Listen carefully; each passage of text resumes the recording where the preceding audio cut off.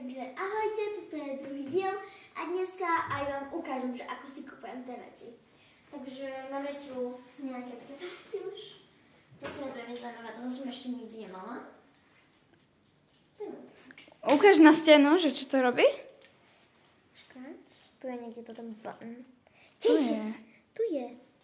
To spraví, pozrite, také, že koník a Barbie, tam píše.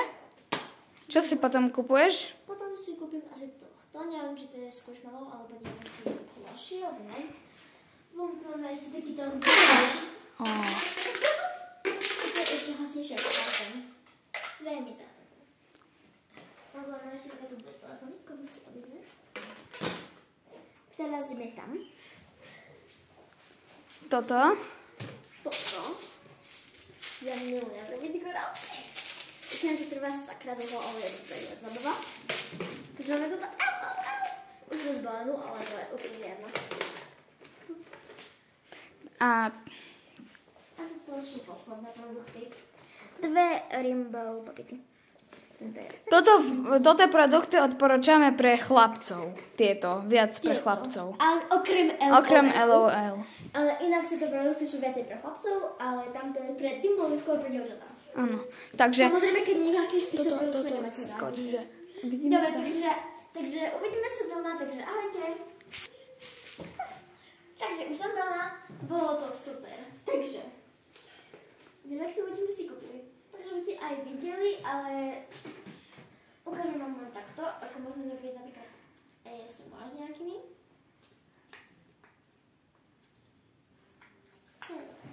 Dobre. Ďalej, toto asi tiež nemusím nejak extra vysvetľovať, myslím, že každý vie, čo je toto. Každý to chcel ako malý, každý to videl v obchodov a je to proste taká kabelka.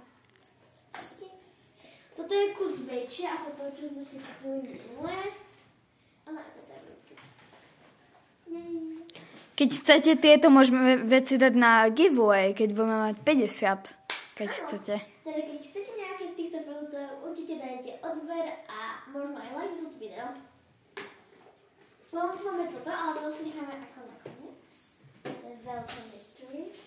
Potom toto, z toho môžem napríklad... Gorálky. Zrobiť nejaké gorálky napríklad v budúcom videu. Veľmi zaujímavé. Teraz toto.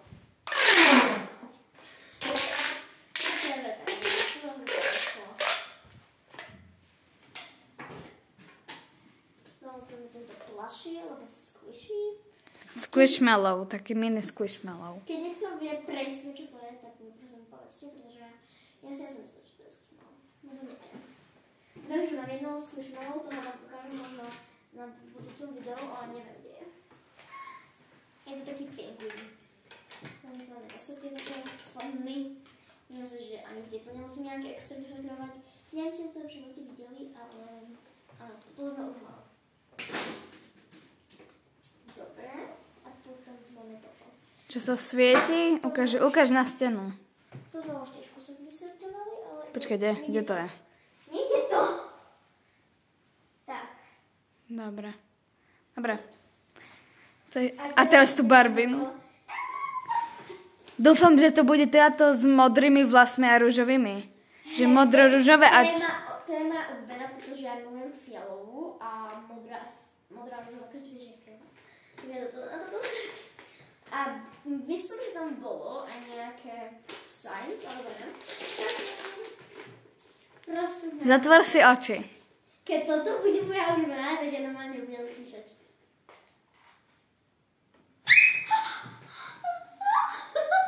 Spadli ja okuliare. To je tvoja obľúbená... To je toto najviac rare lolka, ako som videla. Takže počkáte. Tu je taká modro-ružovo vlasa lolka. Prepáč, nie je oblečená, musíme zakryť. A teraz oblečenie, ukáž. Tu tak idú také šaty, keby. Potom ukáž topánky a potom ju oblečíš, potom máš. Ukáž topánky. Dáme obidve. Kde je druhá? Excuse me. You've got it. Ukáž. Niečo spadlo. Myslím, že zrkadlko. Dobre. Daj. Topanočky.